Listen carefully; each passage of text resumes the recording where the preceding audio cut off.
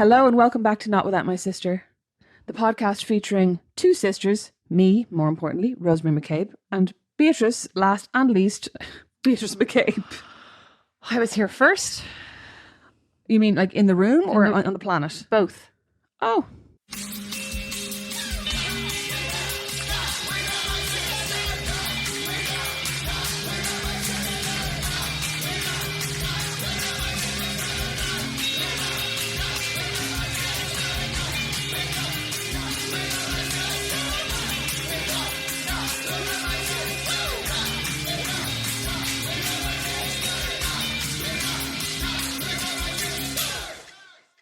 Just before we get into today's episode, which is going to be, stellar, top episode, as always. Before we get into it, this, we are sorry to say, is our last episode for the next couple of weeks as we embark upon the maternity leave that we never knew we needed. I'm taking maternity leave because I'm having a baby. Beatrice is taking maternity leave because she didn't get enough maternity leave when she had her babies. Excuse me, I'm taking maternity leave because you're taking maternity leave and because I'm taking maternity leave to mind you.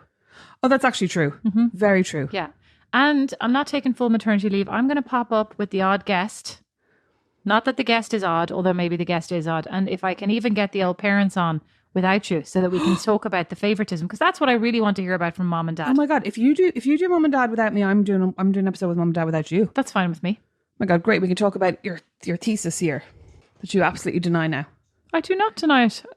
Did my thesis. There was a year. Did your thesis turn into an absolute stress head? Excuse me, I got dumped that year. It was like a terrible year. I don't think I even realised at the time. Anyway, listen. Shoulda, woulda, coulda. Shoulda, woulda, coulda. Okay. Even though we're taking maternity leave, we won't be actually going anywhere from your podcast feeds. Just in case you thought you were getting a break, you're not getting a break. We're going to be back with some rerun episodes. We'll be playing you some bonus exclusive episodes that have only been on Patreon thus far that some of you have not heard. And as Beatrice said, she may be popping up with a guest or two or three if you count mom and dad. Well, we'll see. We'll see about mom and dad. Yeah. We'll see how efficient. We'll see how much help I need. Well, exactly. And we'll see how amenable they are. They already said they weren't coming on, but they are. I think they'd be happy to come on their own and just talk about all the things that we've lied about, that we've like... As if they would do, like, it would be the most meandering. No editor could edit that. What? We should just get clip mics and stick them on them for the whole time they're here. And then we could edit their late night conversations into something like legible or something understandable. So they called me the other night and they said, we woke up this morning, we were rolling around in the bed laughing and we thought about Dawn. I was like, what? They're like, oh yeah, do you remember how Dawn was always laughing with how much we would be laughing in bed in the morning when we woke up and all the chats? Oh yeah, sure. And we were doing... Didn't know where that was going to go. We were doing imaginary Sudoku in bed, and I was saying to your dad, no, if there's a 3 in the second box over, then there can't be a 5. Sure, sorry, do you remember when I was sleeping in the room next to them upstairs and I kept having to knock on the wall to tell them to shut up at night? It's literally like, go to sleep. Like, they're like children. You'll have to now warn them because Chance and Fox is going to be in the room next to them and the two of them do be chatting and laughing all night long. They do. It's like they do so much chatting. Oh my God. Listen, stop. We're not allowed to talk about them anymore. Okay, sorry. Back to the episode. So basically, you're taking a break and I'm taking what you think is going to be a break to support you in the break that you actually won't be having. But we're not really taking a break because we're going to have Patreon episodes. We're going to have some brand new episodes with special guests. And we're going to have some classic reruns. Classic reruns voted for by the listeners. So only the good ones. I mean, they're all good, but only the best ones. I mean, they're all the best. Yeah. Okay, people were saying things like, we can't even choose. It's so hard to choose. Everything's brilliant. Did they say that? Most people were saying Beatrice and the Poochie Trousers, to be honest. And then there was the odd person saying, I love every episode. Oh, did anybody actually say that? Yeah. Oh, I totally made that up. No.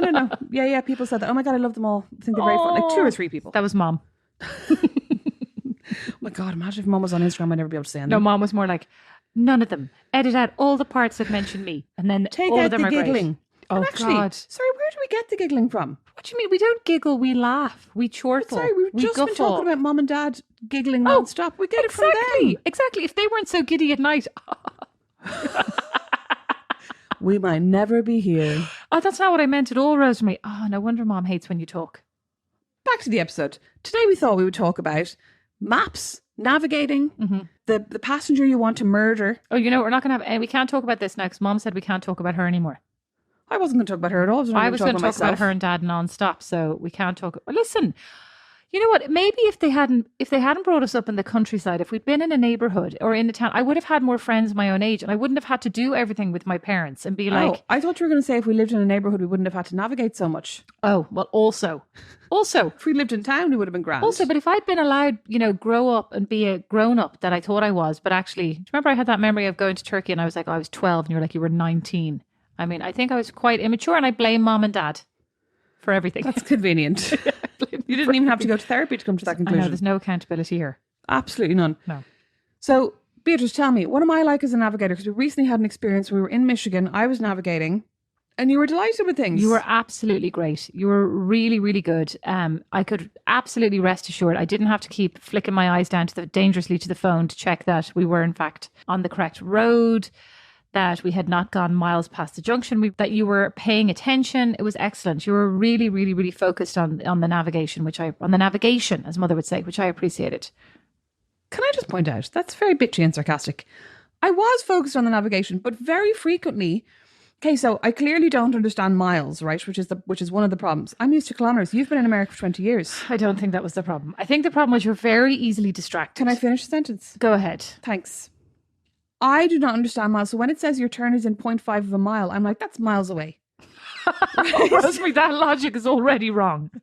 So we're driving along and I'm like, it's definitely not this turn. And then we get to the turn and I'm like, Mohawk Road. I'm like, oh crap, it was that turn. So that's just what kept happening. No, that is not what kept happening. This is what kept happening. I don't get distracted. Yes, you do. Okay, Beatrice, we're on exit. I was like, can you look at the phone? And then you would take my phone. I go, can you look at the phone for the map? And you would go, oh, okay. And then you go, okay, well, we're exit 422. It's coming up in 22 miles. Fine. Right? We would drive. And I go, are we nearly there? 422. Grant. And then as we came upon the junction, you would then say, here, there. Sure, you could have seen the sign that said Here, 422. there. I'd already told you No, it was 422. there was no turn right, turn left. There, this here. Go here. I was like, what are you saying to me? Oh, sorry, that was the turn. I couldn't remember any of my words. Like, literally, these are the conversations we had in the car. And then I would have taken the turn that you would have, like, I would have madly swerved to wherever this here or there. Oh no, this is the wrong one. It was back there. Oh, I can't believe you took us off the road. Where are we? And as we drove through that extremely creepy cornfield, this isn't a road. I don't know why the phone has taken us here. This is not a road. I was like, the photos say this is a road. You were like, this isn't a road. And you said, I agree, this isn't a road. And then as we turned, then you said, go straight. Oh no, go left. Straight is left.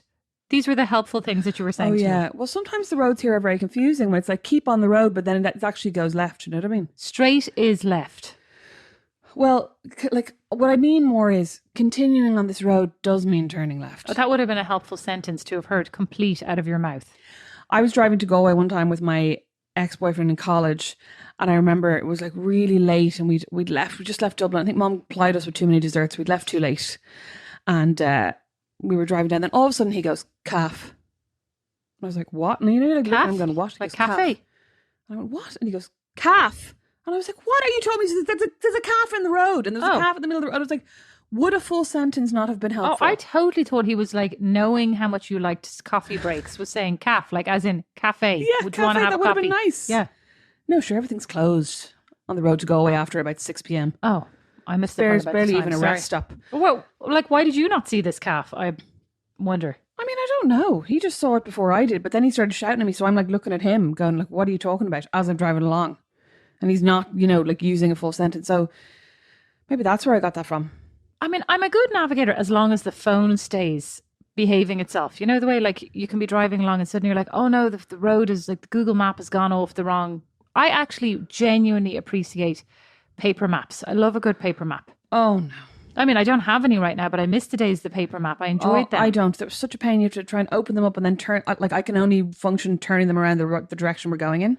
You know what I mean? Think about the stuff as well. Apparently, that's something that women are supposed to be good at. That spatial awareness. But you remember that in school? I don't know if you. I mean, I'm sure you did do this. Oh, I loved orienteering. Don't know why, it's a competitive spirit. But you remember in school when you were doing geography and they would get the piece of string and you had to like lay it all over the map. Like think about the stuff these kids will never have to do again. Like what a stupid exercise as well. Yeah. Like, okay, so how long is it? You're like, and then you'd mismeasure the string. Like you got the concept, but like what was the point of all of that? Even all the maths we had to do without a calculator in school. even when there were calculators, do you know what I mean? Now I'm like, what was the point of that? I mean, I suppose that they didn't know at the time that you'd have a calculator on your phone in your pocket at all times. So, But I mean, you could have had one of those massive Casio calculators. yeah, but I suppose in theory they're like, for when you don't have a calculator, it's important to understand this. But you're like, what? Like, if I need to understand that for my job or for my future, I would always have a calculator. Yes. Well, Do you know what I anyway, mean? back to the paper maps, which I enjoyed and appreciated, and were always relatively accurate, right? And then also, I mean, even if you got into a traffic jam, at least you didn't know you were driving into an imminent pileup, right? Oh, I This do is hate so that on annoying Google now. Maps when it's like red and Yeah. and you always know it's too late to turn around. Yeah, you're like, well, what am I supposed to do about that, right? Anyway, so I think that there's something about the paper maps that I used to really enjoy. And I remember, well, actually, I'd say I remember driving through France with Julie and the paper maps. I'd actually say I don't think she was a great navigator either, because I remember we drove the wrong way on the highway for approximately 4 hours and then realized we'd gone the wrong way. And she was definitely the one with the finger on the map because I was driving. God bless. So my friend Claire and I went to France years ago. We went to Le Grand Métairie campsite with, I think, her mom and her two aunts. So Claire and I, one of the aunts, are sitting in the back, and we drove, like, so we got the boat to, I think, Cherbourg. And then we were driving down. I think the campsite was kind of like a little bit down from Normandy, like maybe North Brittany, you know what I mean? And so we got on the motorway. And in France, when you come off the motorway, there's this sign that has a car with a line through it that means like you're coming off the motorway, right? But we, in our little tiny wisdom, were like, oh, that means no cars. Me and Claire in the back were like, no, that definitely means no cars. And we were like, you know, in French as well, you were always learning about navigating and like in French class at school. So we were like, no, we learned that at school. That means no cars. So we literally drove on this motorway basically towards Paris, or towards Bayeux, right? For approximately 4 hours. And when we got to like 5 miles from Bayeux, her mom was like, oh, and we were all getting like absolute sense of humor failures, going, we're going the wrong way. Where are we? This is before sat nav, right? So we're all like totally thick. And Claire and I were like, you can't take that turn. Even though I don't know how we didn't notice the other cars going off. They must have noticed. Exactly. You were like, well, there they go to their imminent doom. We're like, only French cars Like allowed. lemmings. Irish cars, no. These lemmings. Oh yeah, my God, I used to love lemmings. Anyway, so we get to about 4 miles from Bayeux. And Mum's like, oh, while we're here, we might as well go and see the tapestry, right? Claire and I are like, we have things to do in the campsite. We have. We have cigarettes to smoke. We have Yes. drinks to drink. We have German men to meet, German boys to meet. So the two of us were like, no, it's actually on loan to the V&A. How in How God's would we name even know? How did they believe us? How in God's name would you have known that? From school, we're like, oh no, we were talking about that in school last week. It's on loan to the V&A. I think I was like elbowing Claire, going, no, tell them it's at the V&A. You Tell them it's in absolute London. brat. Do they know that this was a total lie now? I don't think so. I don't know. Hopefully they don't even remember. Oh my God. You know that, like, all jokes aside, right? There must be an amazing skill and onus, right, on people who design signs, because it's so critical. Like, that's actually a stupid sign, a car That with is a a line stupid through sign, it. yeah. And I would like to say, now, navigation unrelated, but when I moved to Indiana, okay, I'm gonna preface this by saying America has very unique weather systems in each state. And I've lived in New York, and I've lived in Dallas, and I've lived here. And everywhere I move, I have new things to learn about, like what risky weather behavior Okay. there is, and also what risky animals live in this climate, right? So, like, when I moved to Dallas, There are tornadoes in Dallas, there were right? tornadoes, and there were other things, which, I mean, probably, no, I don't really think there were those in New York. Like, they got the tail end of a couple of tornadoes coming up from the Gulf, or from, like, you know, the Caribbean or whatever. But Is a tornado a twister? Yeah. yeah, Okay. right. And Yeah, New York gets hurricanes. Like, Yeah, that's the tail end of a exactly, hurricane. But I don't think it'll get a tornado. Indiana Exactly. apparently gets tornadoes, but only small ones. apparently, right. Anyway, so when I first joined Vera Bradley, they have these signs outside the bathrooms that are like the whippy cone of an ice cream cone upside down, right? And it's in a little diamond, which is because our logo's in a diamond, right? And I was like, God, this is bizarre, because every state's different, right? And I was like, this is bizarre that in Indiana, they obviously notify you of very strong toilet flushes, right? Okay.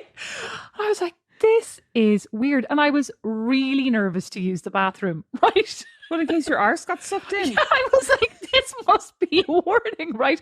Don't sit too close to the seat. Don't get comfortable on the seat. I was like, can you imagine the mortification, honestly, if like I had to call somebody because I was watched down, vacuumed into the toilet, right? I was like, this is going to be so embarrassing. for like literally 18 So months. were you like flushing it and then standing really far away, like trying to lean over and then get away from the toilet? Like, I just was not getting too close to the toilet at all. I was like, it made my life very challenging. And like going to the bathroom every single time was nerve wracking, genuinely, right? So after about 18 months of being there, there was 18 months? Yeah, there was like a siren goes off around the building and I'm looking around like, what the hell is this, you know? And the sky's gone really dark and it's like, oh, there's a tornado because there's a twister coming. And I'm like, there's a twister? We have twisters here, like Egypt, right? We have twisters in Indiana. And they're like, yeah. We have to go to one of the shelters. And I'm like, how do we know what a shelter looks like? There's a symbol outside the door. And I go, well, there's, you know, usually they can be underground or in houses, like you go down to the basement and you have to make sure that it's, you know, it's, or you get into the bath or whatever. Yeah, It's somewhere very enclosed, away windows from windows, yeah. etc. Yeah. And they're like, well, you know, you've seen the sign around the building. I'm like, I really have not seen the sign around the building. And it turns out this is the sign of a twister, an upside down ice cream whippy, right? And I'm like, that's a twister. So they're all piling into the toilet, right, into the bathroom. And I go, this is a tornado shelter. And they're like, yeah. And I was like, so embarrassed. I didn't tell anybody. You didn't for tell months. anyone? For months, I couldn't tell anybody that I thought this meant, watch out, extra strong flush. And were there any of these signs like outside rooms that aren't toilets that you could have put two and two together? You know what I mean? Not that I noticed, but now I'm going to go back in and have a look. Like every time now I go to the bathroom, I laugh about that. I look at it and I just have this like ridiculous flashback Oh my gosh, to actually ridiculous. the We fear. we have practiced though getting into the bath with the boys. Like if ever there's a tornado or a hurricane. Oh, I warning, thought this you is meant what we're just gonna in do. general because your bath, as everybody likes to point out, is quite small. You and the baby were comfortably in that bath the other night. We were actually. It's actually big. It's just in photos it looks small. Yeah, it's not long, but it's like it's No, but it's wide. it's It's roomy. got good Yeah. capacity. It's capacious. Is that a word? It is. Means big capacity. I don't know. Anyway, sorry. Circling back to your comment about paper maps. My old housemate Regan used to love a paper map. Just a note, an aside. Are you really a writer? Adjective, having a lot of space inside, roomy. She rummaged in her capacious handbag. Capaciousness, noun. Oh, I just don't use that word a lot. For mother. From Latin, capax. From the Latin, capax, capas. Capable, plus eus. It's for mom. Very useful. My old housemate Regan used to love paper maps, and the only reason I knew this is because he came home one day and he was like, I found myself today cycling down in Grand Canal, and I suddenly looked up and said, I've never heard of that street sign, but I've never heard that street name before. So I took out my map, and I was like, oh, you mean your phone? And he was like, no, my map. And he used to carry a map everywhere with him, just so that he could like look and see, you know, like where certain road names were, or blah blah blah. Bless. I know, and he had a phone. He could have been a taxi unnecessary. driver. He could have been a taxi driver in Dublin. You know, in London they have to do that massive test. Sorry, the taxi drivers in Dublin don't know where they're going. But you know, in London they have to do that test called the knowledge. Yeah, and they should have to do it in Ireland because many's the time I've been taken the entirely wrong way by a taxi driver and then like charged for the pleasure. But it is a legal requirement, and they have to learn every single street and I every know, single and so they should. alleyway. But like, it could take up to a year for them to actually get. Okay, but I'm just saying, isn't it amazing? Yeah, it is amazing. Like, it's amazing. They know the way, and they still sometimes drive you the long way just to make more money. Well, No, that's a slur. Is it? No, it's mean. Hashtag not all taxi drivers. Yeah, not all taxi drivers. But if you were a taxi driver, I feel like if somebody got in and was really annoying, if they were reading the Da Vinci Code, I might be like, we're going the long you're way. very judgmental here. Only about the Da Vinci Code. But you might be like, oh, I have the knowledge. You obviously have the knowledge too. I've got the knowledge. Yeah. You know what? I actually hate being directed in the car. I prefer to have my phone somewhere I can see the map and just direct myself. Yeah, but you don't have it where you can see it. You have it down at your leg. It's extremely dangerous, and you should have it up on one of those holders. I know. If you really want to do that. I know. I have to get one of those. I have to get a holder for my pop socket, for my basic bitch pop socket. That's what you need to get. I did have a holder and I know I just can't find it. But It's why don't you slotted just into put the it? radiator? Why don't you just put it through the audio instead of reading the map? Because I don't think I have that in my car. It doesn't work. You can't just plug in your phone. No. Oh, I think I can. You know, do you think there's anybody? Are you disagreeable when navigated to? Probably, yeah. You are. Where do you think you get that from? Dad. Oh, Was this a quiz? Yes. Was this a test? Yeah, absolutely get it from Dad. I remember one time Mom and Dad came into town to go to dinner. I think we were going to go to I think I was taking them to Crackbird or something. Just I was like, come in, let's go to this nice restaurant. Like Dad will like basically because Mom doesn't really care about restaurants. But basically Dad couldn't get parking. And you could see now, because there's a lot of one-way streets around in Dublin. So he ended up going around in a couple of circles, I think, around Temple Bar, and he was getting, I mean, irate is not the word. The first circle, he was getting like a little bit short with me and Mom. We were just like chatting in the back. We're like, don't worry, like, you know, we'll find it, blah, blah, blah. The second circle, he started going a bit pink. And like his responses were getting very short, and he started telling us to stop talking. You know what I mean? That he was like, stop, Poor Dad. trying to find a parking space.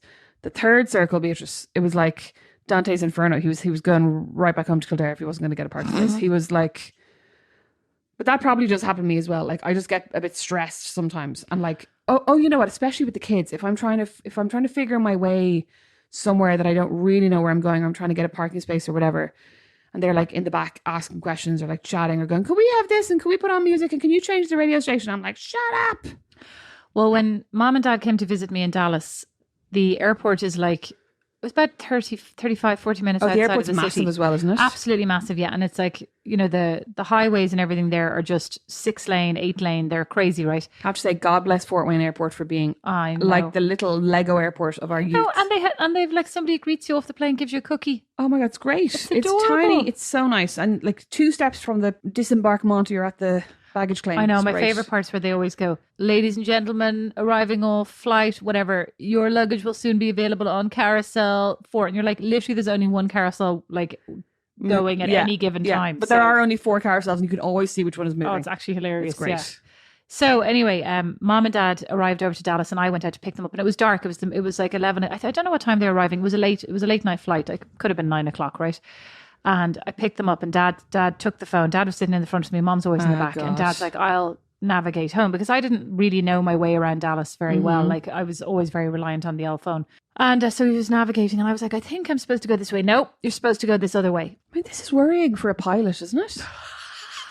It's just thinking, like, when he gets up in that plane, I mean, not only is he like, has he had moments of not being a great navigator, Beatrice, but he also has moments of like absolutely losing his reason. Rosemary, I mean, you don't even need to get up in a plane, Rosemary. He just needs to get into the swimming pool. So the swimming pool's very deep, right? The deep end of the swimming pool is very deep. And we were telling the kids, we were telling the kids, like, don't go diving in the deep end of the swimming pool, because like it's actually really deep, right? And they're not like that strong swimmers yet. Like Nash is 10, so he's now allowed to go down and touch the bottom. But it's about 13 or 14 feet. It's a very old pool. We're getting it fixed, and it's going to be 6 feet at the deepest end. But anyway, it's 13 or 14 feet right now. And your man, the pool builder, was like, oh, we would never build this anymore, etc. So Dad, of course, very competitive with I don't know who. Nobody was competing, but always likes to prove that he's got what it takes to do X, whatever needs to be done. Does a duck dive down underwater, right? And I was like, we're all kind of laughing and joking about Dad determined to touch the bottom. And it didn't come back up like in the time you would expect him to come back up. And we're kind of looking down, we're like, where's Dad? And he's swimming around down there, right? And then he comes back up all flustered, like all looking really kind of panicked, eyes a bit boggly. And I was like, are you okay? He's like, I got a bit disoriented down there. That's actually kind of terrifying. But anyway, yeah, forget the plane, like in the end of the pool surrounded by 8 people. Anyway, so back to Dallas. So I was like, are you sure this is the right way? I feel like I came from the other direction. This is correct. Who's got the phone? Who's driving? Me? Or you can imagine, right? Mom's in the back. Philip, like, she does know, she does live here. I was like, it's fine. I was like, it's fine, Dad. So we're chatting about, whatever. And then we're driving. I'm like, I definitely don't think, Dad, we should be heading in this direction. Well, let me just look at the phone again. Oh, oops. Right. Mom, I have never seen her so delighted. Now, Philip, if this was you, you'd be up in arms. You'd be raging. Listen, give it a break. You look at how well she's taking this. Look at how, and I was like, it's grand. Like, I mean, we're just chatting in the car, and it's literally we're 30 minutes in the wrong direction. It's fine. We'll turn around. I felt more bad for them, honestly, because they'd been on this long, they're tired. 14-hour flight or whatever. Oh my God, she was delighted. She still talks about it, but he was adamant. Like, there's also with Dad. There is no questioning it. Like, he knows the way and he's going the right way. But you know what? Like, as somebody whose phone is often dead, I do find that it is extremely dangerous to only rely on your phone. I actually, now that we're having this conversation, I'm thinking I probably should buy a paper map to put in my car, because I recently drove out to Roanoke, and on my way there, I was like, God, these back roads look glorious. And I'm sure they're parallel to the main road. Why would I decide that? Just because I decided they were? No idea. Yeah. Was your phone dead? Well, my phone died about 5 minutes into these back roads. And then I was driving and driving and driving, and I was like, I could see for the first while, I could see the main road, you know, was truly parallel, and soon it was no longer parallel. And then I was in murder country. Deep, deep country. So it looked, yes. And I was like, And I had just watched Making a Murderer. And I literally was like, that could be a fire pit. That looks like a fire pit at the back of that lonely house, the only house I've seen for 10 miles. Listen, according to these documentaries, everybody's got a fire pit. I think it was more like a bonfire fire pit. Yeah. So no, I was driving and driving and driving, and I was getting into a major panic. And then I was also running out of petrol. Actually, it was a nightmare. Finally, I hit the highway and saw a sign that I recognized, but I was doing that, like, you know, heavy breathing, verge of tears. Got home, realized I really need to charge my phone more often. But also how reliant we are on our phones now. Like, what do you do without your phone? Have you ever gotten lost in the last couple of years?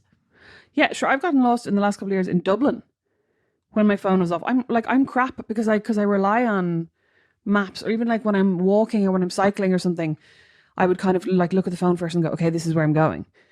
So in a lot of instances, even though I've done the trip 4 or 5 times, I wouldn't be quite sure, was it this turn or is it that turn? Because I'm so reliant on the phone telling me.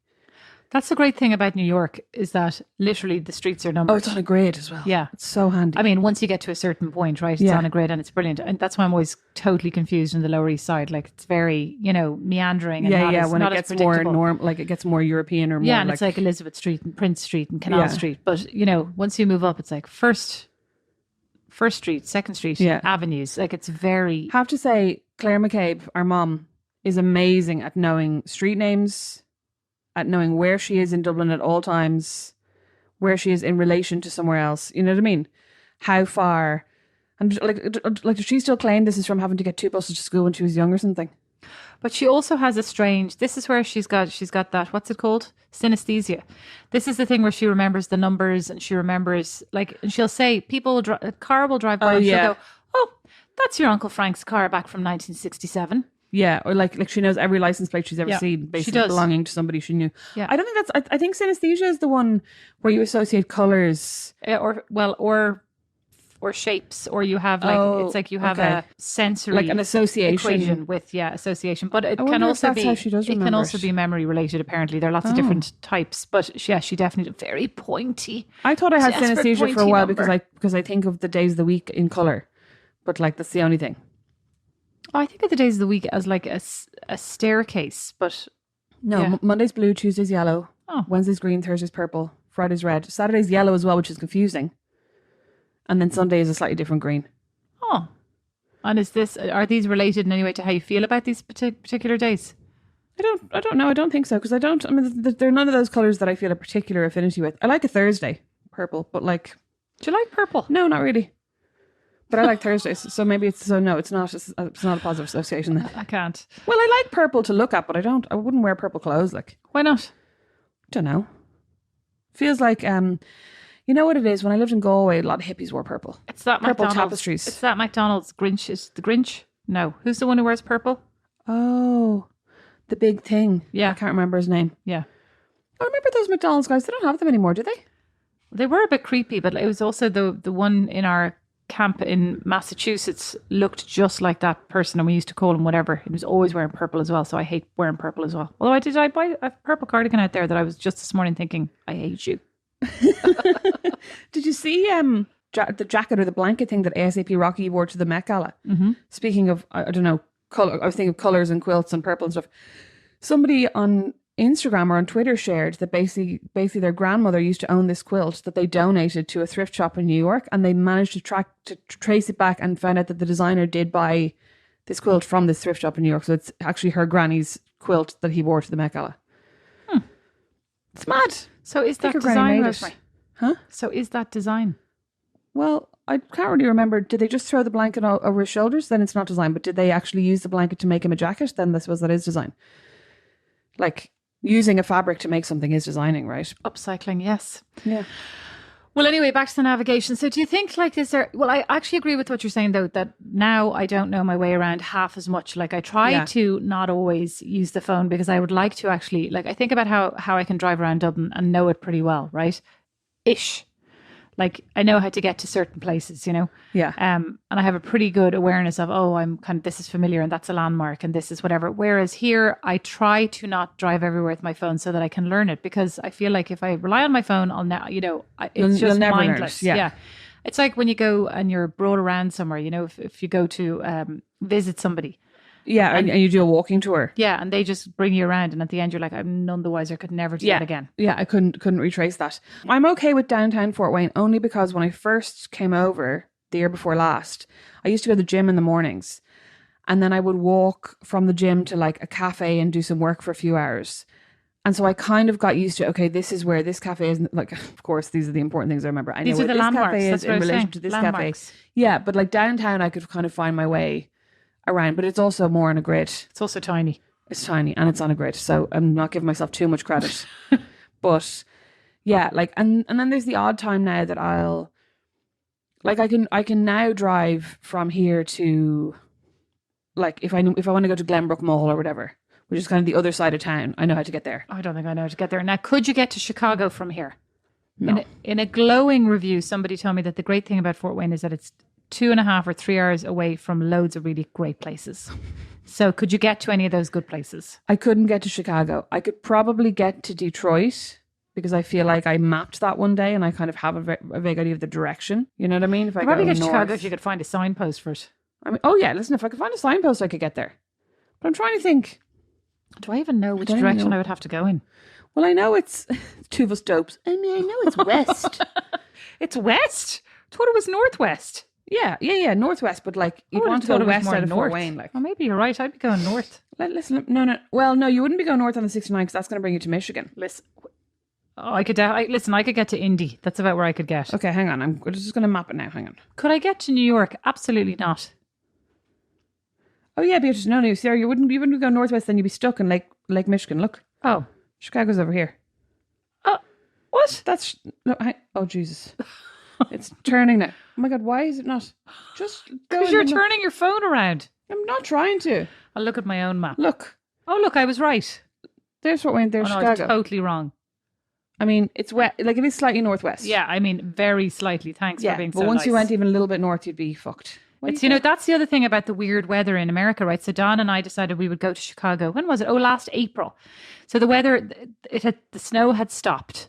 The weather had started to warm up and we were like, let's go for the weekend. We need a break from all this snow and everything. Let's go to Chicago for the weekend. And we forgot, like, that's the other weird thing is the minute you go half an hour north or south in America, the weather changes pretty dramatically. Like you go to Indy in the summer and it can be 4 or 5, 6, even 10 degrees hotter than Fort Wayne. Oh, And the same with Michigan. It's colder, right? Because it's right, north. it's north. Yeah. And we went to Chicago and we were just like delighted and we had all our lovely, beginning of summer clothes packed. And as we drove windy across the city. bridge of Chicago, it was snowing again. And we all just were like, we turn around, except we had like exceeded the cancellation date on the hotel. I was so depressed. And we basically spent most of the weekend, and the boys were delighted, in the hotel room looking out at like blizzardy tundra, sleety snow. So be warned. That's the other thing. I'd say Like, they do you love check that. your weather app? I mean, along with the navigation, I feel like I'm never very prepared for these trips because people go, oh, did you not bring your umbrella? Did you not bring this? And I'm like, no, did you check your weather app? Why would I do that? Oh my God, I check my weather app all the time. And also, And you seem to have a more reliable weather app than I have. well, I just have AccuWeather. You just use your phone's one, don't you? Yeah, and it doesn't seem to be Why good. don't you get AccuWeather? Then it's free. I like complaining. I thought that was me. The one time I was in Chicago was right before. I remember I came over to visit, and we went to Chicago for a couple of days right before Thanksgiving, and it was very windy, right? The Windy City. It lashed rain for 3 days, and we had all these plans. We're like, we're going to go to this museum, we're going to go to that museum, and we didn't have a car, so we're staying in a hotel, like pretty central.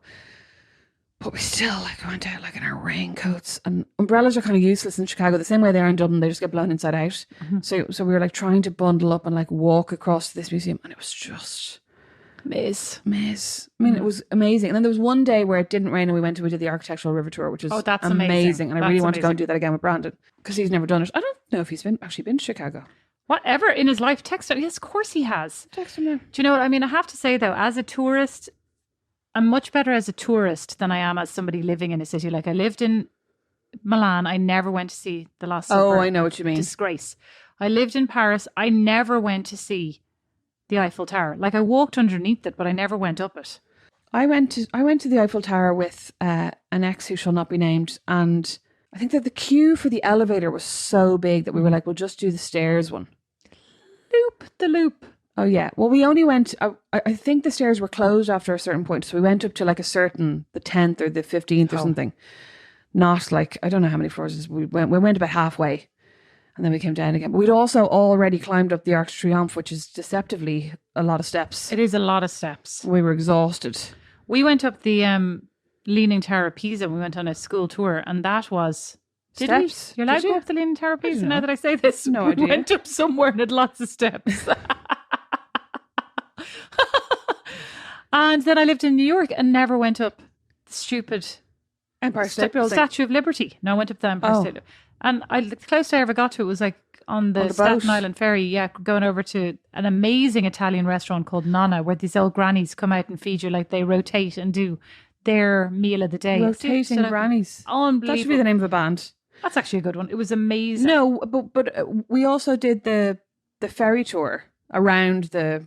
We did. Yeah. Oh, yeah, around you're the right. Statue of Liberty. I don't know if I ever went up the Empire State Building. I think I went up the Rockefeller Center with you. Yeah. And then when I was in Chicago, I went and did Tilt. So you know that there's this I think it was one of the tallest skyscrapers in Chicago, and you go up and they have this viewing deck where you go and you stand in a window basically holding onto these handles, and the windows tilt outwards to a 45-degree angle. Right, so you're basically suspended on the windows. And then it tilts you out, so it's almost like you're lying face down. I mean, not face down, 45 degrees, looking at the street. And basically, as soon as the window started to tilt, I got the greens. I'm always forgetting that I'm afraid of heights. I remember I went on this like adventure, this like adventure forest thing, and they were like, hey, walk across this beam. And I went completely green and nearly puked, and they were like, come down immediately. But I went on this tilt thing, and my hands got so sweaty, I kept slipping off the bars, and I was afraid I was going to like face plant into the glass, which obviously it like wouldn't have broken, but would have been mortifying. My hands were just so slippy, I couldn't hold on to them. I was like, well, I am actually terrified of heights also. Why? Like, I can't go near the edge. Like, when I see people posting pictures from, the cliffs in Ireland or the cliffs national of Moher parks or whatever. Yeah. Like, I actually cannot. Like, the bottom half of my leg starts to I wobble. know, It's wobbling I now. know. And Don told me recently that at the Grand Canyon, they have a big glass. Well, I mean, I know they have this big glass viewing place where like the floor of the thing is glass. And recently there was a crack in it, or am I making that up? Was I watching a TV show? Anyway. And he was like, yeah, he walked out on it with his friend. And I was like, I feel like I am turning to jelly just thinking Did you about see that swimming pool in London that they put up between the There two is buildings? no with the way glass I bottom? could swim in that. Absolutely none. I would be sitting on the edge of the pool. I wouldn't even be. I'd be afraid. I actually feel sick right now. I feel so I'll be concerned. inside, John. I'll have a coffee. Come in when you're ready. I'd like to correct myself. The restaurant is called Enoteca Maria, also known as Il Ristorante delle Nonne, which was a very good Italian accent just there on Staten Island. In New York. Okay. Yes, and it is amazing. And there's a great little video here of the nonnas in action, and they're absolute dotes. Anyway, it was delicious apart from anything else. So if you ever find yourself in Staten Island randomly, Don't bother climbing the Statue of Liberty. Just go to that just granny go restaurant. to that. Yeah, get on the ferry, go to that restaurant. It was delicious. We walked up from. Did we walk up from the? We walked up from the ferry, so it was walkable distance. Although I do remember at the time thinking it was a bit of a long trek, but it was worth it because it was amazing. Oh, I actually hate having to work for my dinner. You know, when you're like, we're going to go for dinner, but we have to walk 20 minutes there. I'm like, oh, just want to get a taxi. Just want to navigate my way there. No, oh no, just want to be brought there. Well, anyway, what else am I absolutely terrified of? Absolutely terrified of heights. So I would recommend staying in your car, learning where Unless you're you're going. on a glass bridge. Have a paper map in case your phone dies. Don't let Rosemary navigate. Don't let Rosemary navigate. Don't bother navigating for Dad. He's got this. Don't let Mom commentate on the navigating. Don't let Dad Doesn't in the help. deep end of your swimming pool. Poor Dad. Bless. Yeah, just, make sure there's somebody with you if you're going to dive down to the bottom of a 14-foot pool for the Well, first that's time. actually true. That's actually true. Don't swim unattended. Anywhere. Don't navigate unattended. Don't swim unattended. Don't drive unattended. Thank you all so much for listening. We'd love to hear your calamitous stories of navigating or being navigated the wrong way. Have you seen the Bayeux Tapestry? Is it in Bayeux? Be helpful to me if it wasn't. And I could be like, listen, it's been in Germany all along. Well, that was probably like, God, 20 years ago now. So probably, I mean, even if it's moved now, it's probably in Bay. Don't look it up. Are you looking it up? No, I'm looking up if the Grand Canyon actually cracked. Oh, I'm like, I thought you were looking up the that's Bay not of correct. Tapestry. Thank you all so much for listening. While we are on our kind of semi-maternity leave, it won't really make a difference. You'll still be getting us into your ear holes, but you can get a brand new episode each and every Friday on Patreon, patreon.com/notwithoutmysister. Help subsidize my maternity leave and support the podcast that you love. Your maternity leave. I would say, okay, I don't want to be like disseminating fake news here, so I'd say I couldn't find anything about that crack. But the article I just read said that if Grand Canyon glass walkway does crack, you're probably still safe. So be reassured by that. So if that swimming pool cracks, keep swimming. Just keep swimming. Just keep swimming. That's a good life lesson, unless you're in the 14-foot pool and you're swimming the wrong direction. Stop Actually, swimming. do you know what? I'm quite genuinely going to say, don't take this advice. If it cracks, I would recommend getting out of there. Do not ever have it said that if something cracks, Beatrice said, stay on it, you're fine. No, I'm going to say, A, don't get on it. B, if it cracks, get off it. Can ASAP. Can I just say, if any listeners to our podcast are taking anything into their lives and going, Beatrice McCabe said, like, the only advice that I would legitimately take from Beatrice McCabe would be about work. I think your work advice is very good. Thanks a lot. I think sometimes your children advice of like, just read a book and ignore them is not great. It's actually really good for me. It's really good for you, but like the child could be in agonio in the side of the room. No, I never said that. I didn't say ignore the kids. And you know what? The advice, it depends which side you're coming from. Usually my advice is about like for your own well-being.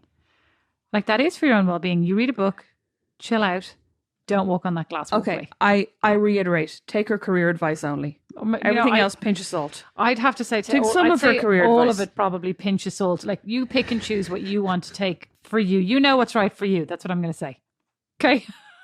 Watch a TED Talk. Thanks for listening. Bye. This episode of Not Without My Sister is edited by Tall Tales. Sound and original music are by Don Kirkland, and our original illustration is by Lindsay Nielsen. Not Without My Sister is a proud member of The Warren, the home of great Irish podcasts, as is my podcast, the Dublin Story Slam podcast. You can find them all over at thewarren.ie.